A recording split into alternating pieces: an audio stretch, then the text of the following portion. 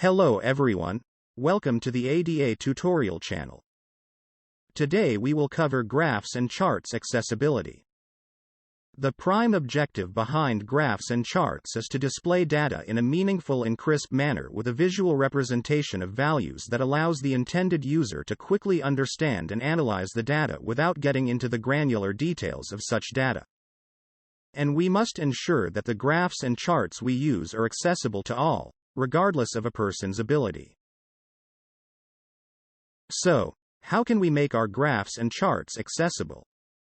1. Provide a text summary of the visualization, making sure to describe trends or patterns in the visualization. Providing a text summary serves multiple purposes.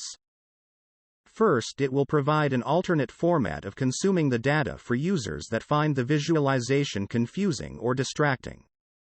Secondly, it will provide non-visual users with a description of trends and patterns that can otherwise be difficult to determine. It provides a basic fallback for users in case the rest of the visualization is inaccessible. In addition, a text description is often easily picked up by search engines, which aids in getting higher search rankings for the content. 2. Make the data available in an accessible table format.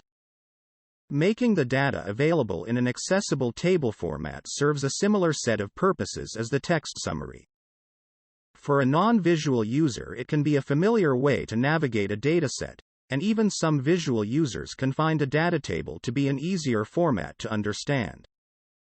Some search engines can also use data table content to present a featured snippet in search results, again leading to a high search ranking. If you can also make the visualization graphic itself accessible, that is even better. 3. Ensure sufficient contrast and separation between elements in the visualization.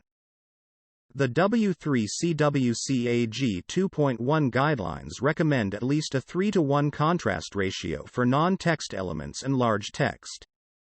Smaller text should have at least a 4.5:1 contrast ratio against its background.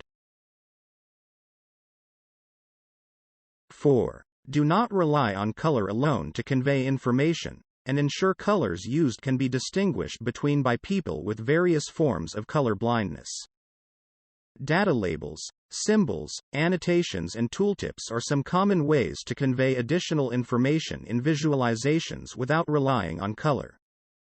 In addition, alternate presentations, such as an accessible data table, can be helpful. Ensure text is readable. Small text is generally harder to read, and should be avoided where possible. Consider using common abbreviations to allow for larger text. Make sure the text is not obstructed by other chart elements, and has sufficient contrast against its background. 6. Prefer simple and understandable language. By simple language we refer to language that aims to be as clear and plain as possible, avoids verbose, convoluted language, and minimizes use of jargon. 7. Prefer simple, familiar visualizations.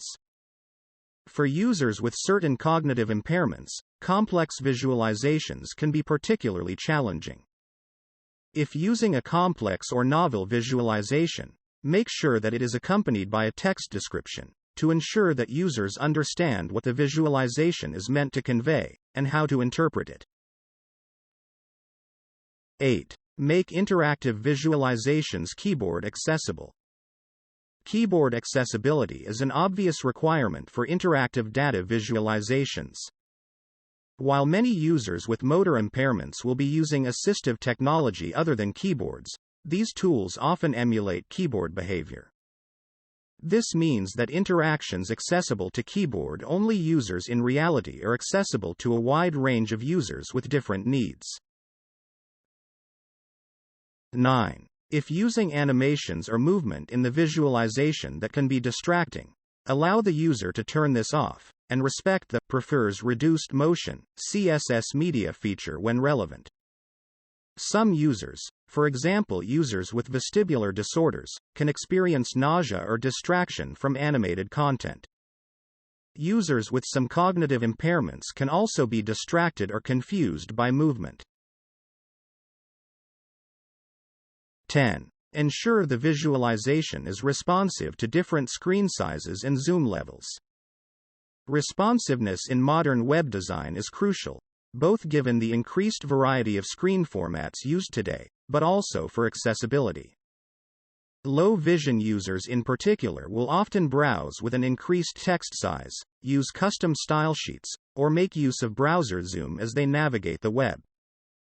This means that content needs to reflow to avoid horizontal scrolling, clipping, or overlapping of elements.